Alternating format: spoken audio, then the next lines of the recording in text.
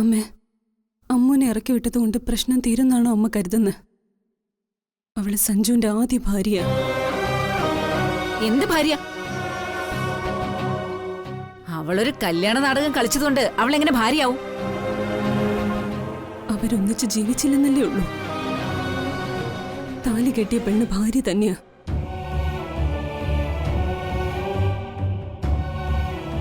അവളെ കൊല്ലേണ്ടി വന്നാ ഞാൻ അതിനും മടിക്കില്ല. അന്നേ കവിത പറഞ്ഞതാ എന്റെ മോളുടെ ജീവിതം അവള് തല്ലി തകർക്കുമെന്ന്. അത് ഞാൻ വിശ്വസിച്ചതുമില്ല. ഇപ്പൊ കവിത പറഞ്ഞതുപോലെ എന്നെ സംഭവിച്ചില്ലേ? ഇതിനാരെയും കുറ്റം പറയണ്ട. എല്ലാത്തിനും കാരണക്കാരി ഞാനാ. അമ്മൂനെ അനിയത്തിയായി കണ്ട നിമിഷം എന്റെ ജീവിതം മറ്റൊരു വഴിക്കായി. മോളൊന്നും മറന്ന് സംസാരിക്കരുത്. ഒരിക്കൽ പോലും അമ്മു സഞ്ജുവിനെ ആഗ്രഹിച്ചിട്ടില്ല. അങ്ങനെ ഒരു മനസ്സ് അമ്മുവിന് ഉണ്ടായിരുന്നെങ്കിൽ ദക്ഷയുടെ മകളുമായി സഞ്ജുവിന്റെ വിവാഹം ഉറപ്പിക്കില്ലായിരുന്നു. നീയും സഞ്ജുവും ഒന്നാവാൻ മാത്രമേ അവൾ എന്നും ആഗ്രഹിച്ചിട്ടുള്ളൂ. എല്ലാം ദൈവത്തിന്റെ തീരുമാനമാണ് മോളെ. നമുക്കങ്ങനെ വിശ്വസിക്കാനേ കഴിയൂ. ഇനി വരാൻ പോകുന്നതും ദൈവത്തിന്റെ തീരുമാനമായി എല്ലാവരും കണ്ടാ മതി. മംഗലശ്ശേരിയിൽ ഇനി അവള് കള്ളപ്പേരിൽ ജീവിക്കില്ല. നിലം തൊടാതെ അവളെ പറപ്പിച്ചില്ലെങ്കിൽ എന്റെ പേര് കാഞ്ചന എന്നല്ല.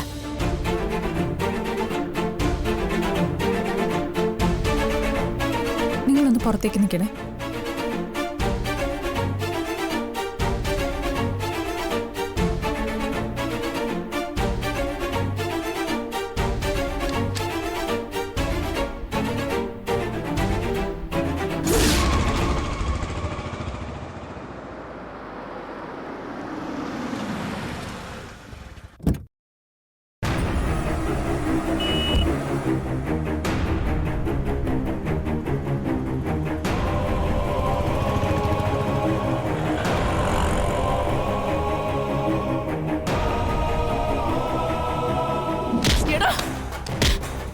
നീ എന്റെ മോളെ ചതിക്കായിരുന്നു അല്ലേടാ?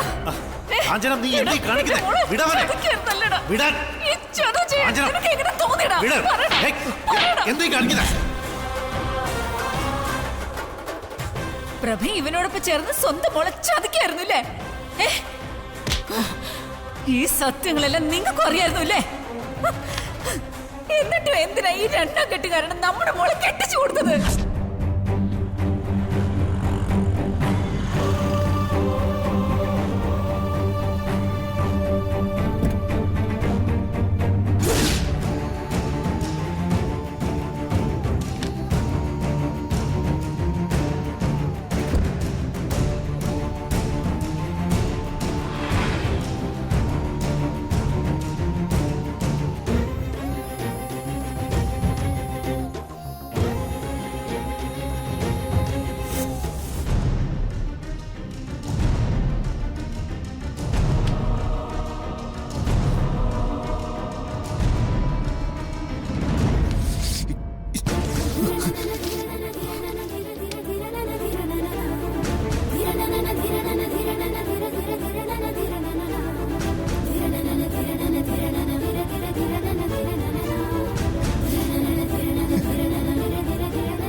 നിനക്കെന്നെ മനസ്സിലാക്കാൻ കഴിയാതെ പോയല്ലോ സ്വാതി.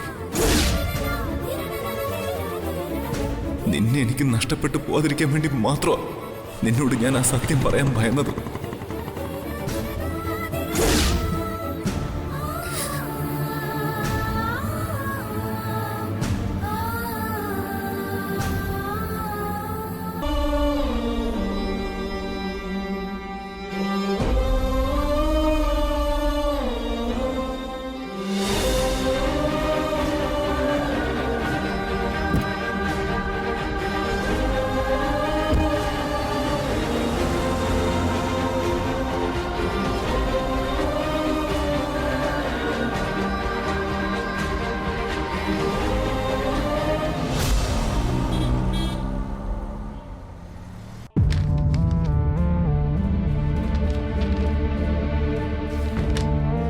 ഇരിക്കൂ.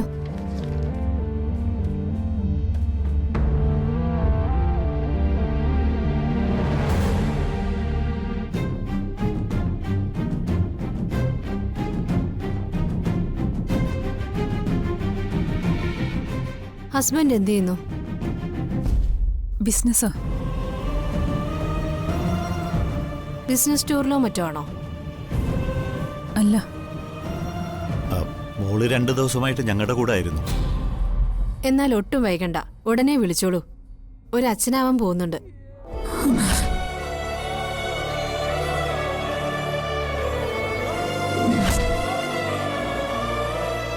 Doctor. Yes, you are pregnant.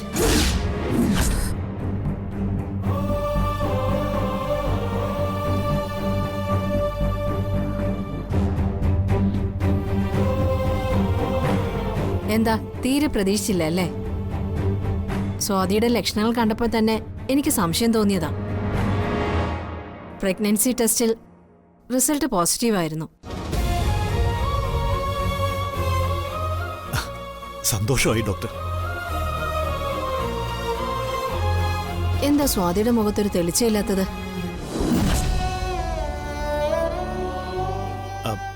അതവർക്ക് ചില പ്ലാനിംഗ് ഒക്കെ ഉണ്ടായിരുന്നു.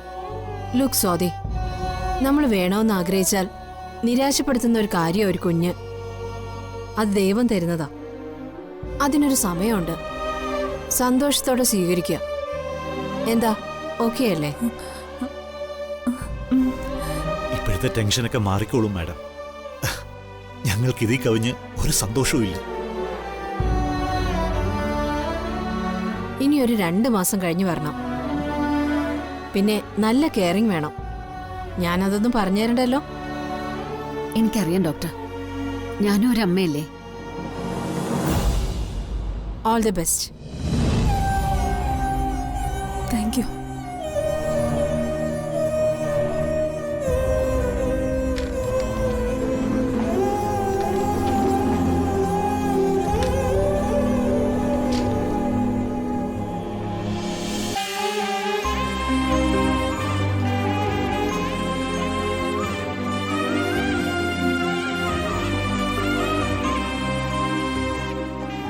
മോളെ,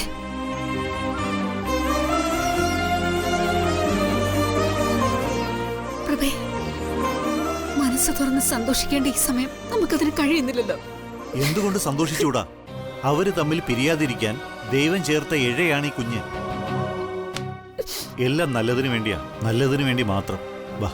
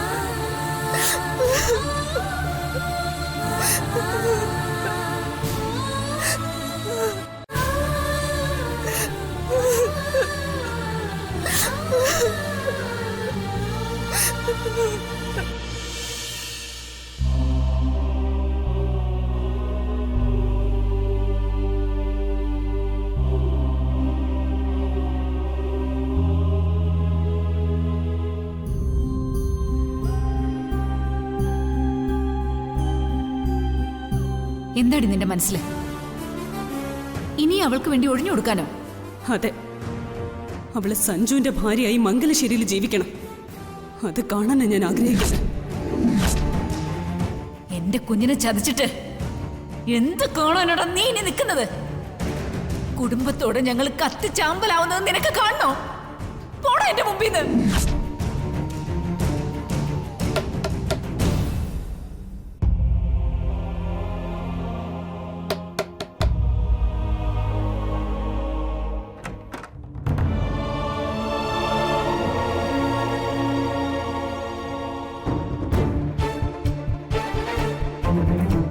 നീ എന്തിനാ ഇപ്പൊ ഇങ്ങോട്ട് വന്ന? രാത്രിയാണെന്നുള്ള ബോധം പോലും നിനക്കില്ലേ?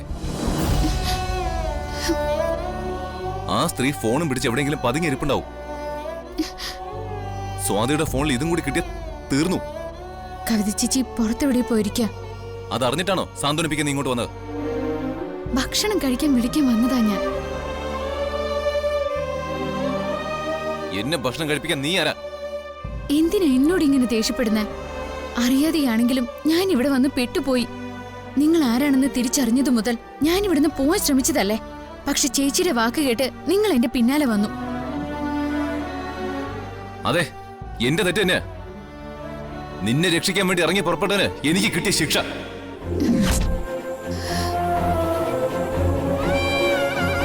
ഈ ലോകത്ത് എത്രയോ ചെറുപ്പക്കാരുണ്ട്. എന്നിട്ട് നാട്ടുകാരെ കബളിപ്പിക്കാൻ നിന്റെ ആളുകൾക്ക് എന്റെ ഫോട്ടോ മാത്രമേ കിട്ടിയുള്ളൂ. എന്റെ തലയിൽ ദൈവം വരച്ചതാ ഈ വിധി. എന്റെ കഷ്ടകാലത്തിന് അന്ന് അമ്മയുടെ വാക്ക് കേട്ട് ആ ക്ഷേത്രത്തിൽ എനിക്ക് വരാൻ തോന്നി. ചേച്ചിക്കിപ്പോ സംശയം മാത്രമേ ഉള്ളൂ. ഞാൻ ചേച്ചിയോട് പോയി എല്ലാം ഏറ്റു പറയാം. ഞാനായിട്ട് നിങ്ങളുടെ ജീവിതം ഒരിക്കലും തകർത്ത് കളയില്ല. ഓർമ്മപ്പിച്ചതിന്റെ പേരില് എന്റെ ഭാര്യ ചമഞ്ഞ് ജീവിച്ചവളല്ലേ നീ? നീ ചെന്ന് പറഞ്ഞ സ്വാതിക്ക് ഇപ്പോഴുള്ള സംശയം തീർന്നു കിട്ടും. പക്ഷെ അതോടെ എന്റെ മനസ്സിലെ നേരിയ പ്രതീക്ഷയില്ലാതാവും. നിങ്ങൾ തരുന്ന ഏത് ശിക്ഷയും ഞാൻ സ്വീകരിച്ചോളാം. കൊള്ളാം, നിനക്കതിൽ നിന്ന് രക്ഷപ്പെടാം. നിന്നെ ഈ വീട്ടിലേക്ക് കൊണ്ടുവന്നത് സ്വാതി. സ്വാതി ആപത്തിലായപ്പോ രക്ഷിച്ചത് നീ. ചേച്ചിക്ക് വേണ്ടി മരിക്കാനും തയ്യാറെടുത്ത് നിൽക്കുന്നവൾ. അതെ, നീ ആഗ്രഹിച്ചാൽ നടക്കും. സ്വാതി നിന്നെ കുറ്റപ്പെടുത്തില്ല. പറയാൻ ഒരുപാടുണ്ടല്ലോ നിനക്ക്. ചേച്ചിക്ക് വേണ്ടി ശയന പ്രദർശനം മുതൽ അഖണ്ഡ ജ്യോതി വരെ അങ്ങനെ നീണ്ടു കിടക്കല്ലേ.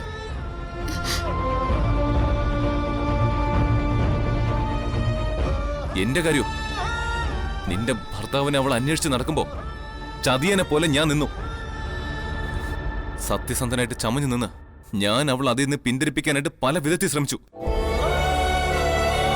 അമ്മുവിന്റെ ഭർത്താവിനെ കണ്ടെത്തുന്നതില് എനിക്ക് താല്പര്യം ഇല്ലാന്ന് വരെ അവൾ എന്റെ മുഖത്ത് നോക്കി കുറ്റപ്പെടുത്തി. ഞാൻ സഹകരിക്കുന്നില്ലെന്ന് മനസ്സിലായപ്പോ അവൾ എന്നോട് അതേപ്പറ്റി പറയാതെ സ്വന്തം വഴിക്കായി അന്വേഷണം. ഒരു വഞ്ചകനെ പോലെ എനിക്ക് അവളുടെ മുമ്പിൽ നിൽക്കേണ്ടി വന്നു.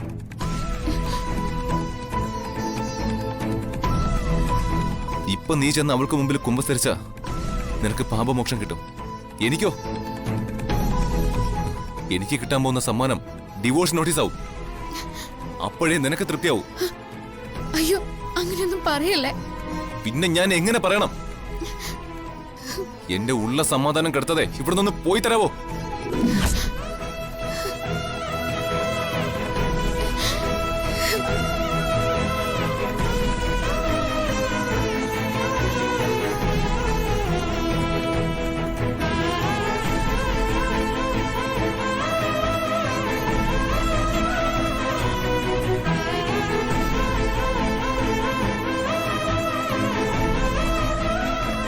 സഞ്ജു, നീ ഇത്രയും പരുഷവാക്കുകൾ അവളോട് പറയാൻ പാടില്ലായിരുന്നു.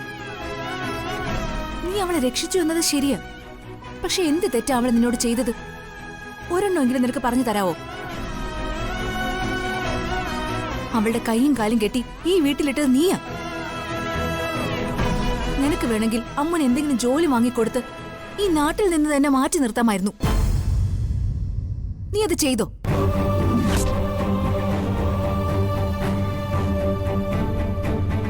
അവള് സ്വയം ഇറങ്ങി തിരിച്ച് ഒരു ജോലി കണ്ടെത്തി മൂന്നാറിലേക്ക് പോയപ്പോ അവളെ നീ പിടിച്ച് ഇവിടേക്ക് കൊണ്ടുവന്നു. മനയിൽ നിന്ന് ബാംഗ്ലൂരിലേക്ക് പോയപ്പോ അവിടെ വിലങ്ങ് തെടിയായി നീ ചെന്നു. എന്നിട്ടും പഴി അവൾക്ക്. ആദ്യം താലി കെട്ടിയ പെണ്ണിനെ ഭാര്യയ്ക്കൊപ്പം ഒരു വീട്ടിൽ താമസിപ്പിച്ചാൽ ഇങ്ങനൊരു അപകടം വരുമെന്ന കാര്യം നീ എന്താ അറിയാതെ പോയത്?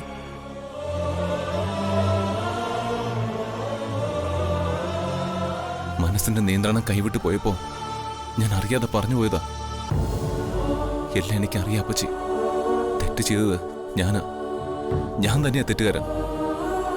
അവളെ കുറ്റപ്പെടുത്തിട്ട് ഒരു കാര്യമില്ല. നീ വന്ന് ഭക്ഷണം കഴിക്ക്. അപ്പച്ചി എന്നെ നിർബന്ധിക്കരുത് പ്ലീസ്.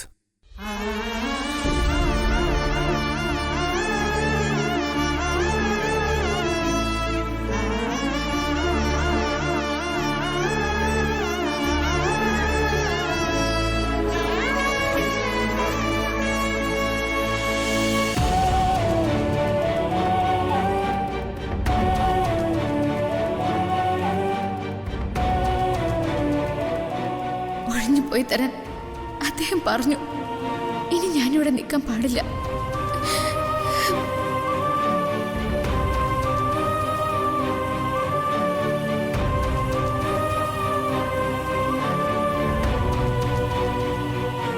അമ്മു, അവന്റെ മാനസികാവസ്ഥ നമ്മൾ മനസ്സിലാക്കേണ്ടതല്ലേ? നീ അതൊന്നും കാര്യമാക്കണ്ട. ഞാൻ സംസാരിച്ചപ്പോ നിന്നോടങ്ങനെ പെരുമാറാൻ പാടില്ലെന്ന് അവന് ബോധ്യമായി. അദ്ദേഹം പറഞ്ഞ വാക്കുകളൊന്നും എന്നെ വേദനിപ്പിച്ചിട്ടില്ല. അതിനുള്ള അവസരം ഉണ്ടാക്കിയത് ഞാനല്ലേ? അമ്മ പറഞ്ഞിട്ടാ ഞാൻ ഭക്ഷണം എടുത്തു വെച്ചിട്ട് വിളിക്കാൻ പോയത്. മനസ്സിലുള്ളത് തുറന്നു പറയാതെ ശ്രീകുട്ടി സഞ്ജുവിനെ ശിക്ഷിക്കാനാ ശ്രമിക്കുന്നത്. സത്യം ഇനി അവള് തെളിവ് സഹിതം തിരിച്ചറിഞ്ഞിട്ടുണ്ടാവോ? എനിക്കും അങ്ങനെയാ തോന്നുന്നത്. അല്ലെങ്കിൽ ചേച്ചി ഇങ്ങനെയൊന്നും പെരുമാറില്ല. എങ്കിൽ അവള് നിശബ്ദയായിട്ട് ഇരിക്കുവോ? ഇതെത്ര നിസ്സാര കാര്യമാണോ? ഇന്നലെ വരെ അവള് നിന്റെ ഭർത്താവ് ആരെന്ന് അറിയാനുള്ള അന്വേഷണത്തിലായിരുന്നു. സഞ്ജുവിന്റെ പേര് കവിത ചേച്ചി വിളിച്ചു കൂവിയിട്ടും ചിരിച്ചു കളയാ അവള് ചെയ്തത്. വല്ലേച്ചിയോട് അവളത് പറയാൻ കൂട്ടാക്കിയില്ലെങ്കിലും പ്രബേട്ടിനോട് അവളത് പറയാതിരിക്കോ? ചേച്ചി ആത്മഹത്യക്ക് ശ്രമിച്ചത് പിന്നെ എന്തിനാ? ചേച്ചിയെ പോലൊരാൾ സംശയത്തിന്റെ പേരിൽ അതിന് ശ്രമിക്കോ? എന്റെ മനസ്സിലുള്ള അല്പ ആശ്വാസം ചേച്ചി സത്യം തിരിച്ചറിഞ്ഞ എന്നെയും അദ്ദേഹത്തെയും കൂട്ടിച്ചേർക്കാൻ നോക്കുന്നതാ. അതിന് ചേച്ചി തയ്യാറായിട്ടുമില്ല. എനിക്കൊരു നിശ്ചയമില്ല ദൈവമേ. മനസ്സിൽ കെട്ടിപ്പോയിട്ട് വെച്ച എന്ത് ചെയ്യാനാ? ദിനേശേട്ടൻ പോയി ചോദിക്കാവുന്നതിന്റെ അപ്പുറവും ചോദിച്ചു. എന്റെ കാര്യത്തിൽ ആരും ഇടപെടണ്ടെന്ന് ഒടുവിൽ ശ്രീകുട്ടി മുഖത്തടിച്ചതുപോലെ പറഞ്ഞു. ഞാനിവിടുന്ന് പോവാ. അന്നേരത്തെ ദേഷ്യത്തിന് അദ്ദേഹം അങ്ങനെ പറഞ്ഞെങ്കിലും ഞാൻ ഈ വീട്ടിൽ നിന്ന് പോവേണ്ട സമയം ഇതാണ്. അമ്മു, നീ എന്താ ഈ പറയുന്നേ? നീ പഠിക്കാൻ ചേർന്നിട്ടല്ലേ ഉള്ളൂ. അത് ഉപേക്ഷിച്ച് എവിടെ പോവാനാ? ആവശ്യമില്ലാത്ത കാര്യങ്ങളെപ്പറ്റി ചിന്തിക്കാതിരിക്കെ. ശരിയായ രീതിക്ക് തന്നെയാണ് ഞാൻ ചിന്തിക്കുന്നത്. ഇനിയും ഞാനിവിടെ നിന്നാ പ്രശ്നങ്ങൾ കൂടുതൽ വഷളായിക്കൊണ്ടിരിക്കുകയുള്ളൂ. നീ ഇപ്പൊ പഠിത്തം ഉപേക്ഷിച്ചോ? ഇല്ല, എനിക്ക് പഠിക്കണം. എന്റെ ക്ലാസ്സിൽ ഒരു കുട്ടിയുമായി ഞാൻ നല്ല കൂട്ടായി. അവൾക്കെന്നെ വലിയ ഇഷ്ടാ. ചേച്ചിക്കുട്ടി എന്ന് എന്നെ വിളിക്കുന്ന. എന്റെ കല്യാണത്തെപ്പറ്റി ഞാനൊന്നും പറഞ്ഞില്ലെങ്കിലും കുറച്ച് കാര്യങ്ങൾ ഞാൻ അവളോട് പറഞ്ഞിട്ടുണ്ട്. എനിക്കാരുമില്ല, ഒരു വീട്ടിൽ നിന്ന് പഠിക്കുന്നെന്നൊക്കെ ഞാൻ അവളോട് പറഞ്ഞു. നീ ഇവിടെ സെർവന്റായിട്ട് നിൽക്കുന്നതാണോ അവളോട് പറഞ്ഞത്? അങ്ങനെയല്ല, ചേച്ചിയെ പരിചയപ്പെട്ട് ഈ വീട്ടിൽ എത്തി എന്ന രീതിയിലാണ് ഞാൻ പറഞ്ഞത്. എന്താ നിന്റെ ഉദ്ദേശം? അവളുടെ വീട്ടിലേക്ക് പോവാനാണോ? അങ്ങനെ പോവാനല്ല. ഹോസ്റ്റലിൽ എനിക്ക് പ്രവേശനം കിട്ടുന്ന കാര്യം ഉറപ്പാ. പ്രിൻസിപ്പലിന് എന്നെ അറിയാം. അദ്ദേഹത്തോട് പറഞ്ഞാൽ മാത്രം മതി. പക്ഷേ എല്ലാത്തിനും പണം വേണ്ടേ അമ്മു? അതിനെപ്പറ്റി നീ എന്താ ചിന്തിക്കാത്തെ? ഞാൻ പറഞ്ഞു വരുന്നത് അതേപ്പറ്റിയാ. അവളുടെ അച്ഛന് 4-5 ഷോപ്പുകളൊക്കെ ഉണ്ട്. അവരോട് പറഞ്ഞ ഒരു പാർട്ട് ടൈം ജോബ് കിട്ടുന്നുള്ള കാര്യം ഉറപ്പാ. അമ്മു, അത് ഞാനത് തീരുമാനിച്ചു കഴിഞ്ഞു. ഹോസ്റ്റലിൽ നിന്ന് പഠിക്കണം, ബാക്കി സമയം ഷോപ്പിൽ പോവാം. ശ്രീദേവി എടുത്തി അതിന് നിന്നെ സമ്മതിക്കൊന്ന് കരുതുന്നുണ്ടോ? ഞാനിനി ആരുടെ സമ്മതത്തിന് വേണ്ടി കാത്തു നിൽക്കുന്നില്ല. ആരെതിർത്താലും ഞാനിനി തീരുമാനം മാറ്റാനും പോകുന്നില്ല. ആരെയും അറിയിക്കാതെ ഞാൻ രാത്രി ഇറങ്ങി പോവില്ല. എല്ലാവരോടും യാത്ര പറഞ്ഞിട്ടേ പോവും. എല്ലാവരിൽ നിന്നും എനിക്ക് അകന്നു പോവണം. എനിക്കതിന് കഴിയും. എന്റെ ഒരു ജന്മം പെരുവണ്ണാപുരത്തെ തച്ചിലെടുത്ത വീട്ടിലായിരുന്നു. മറ്റൊരു ജന്മം ഇവിടെയും.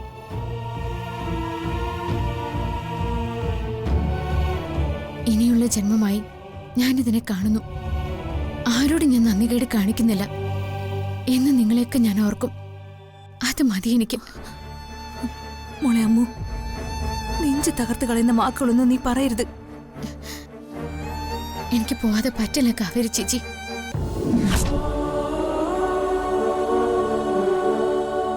നേരം പുലർന്ന ഞാൻ ഈ വീട് വിട്ടിറങ്ങും.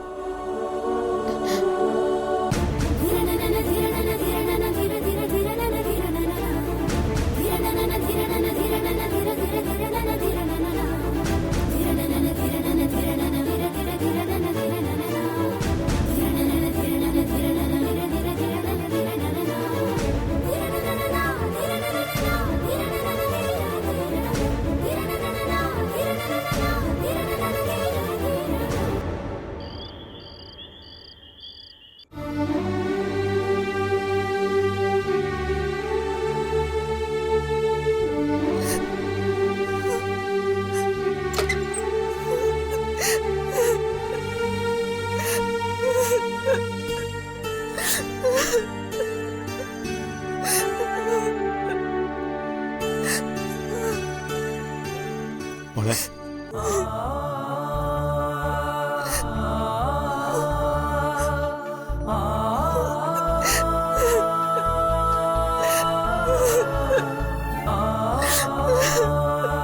ഒന്ന് എഴുന്നേൽക്കും മോളെ,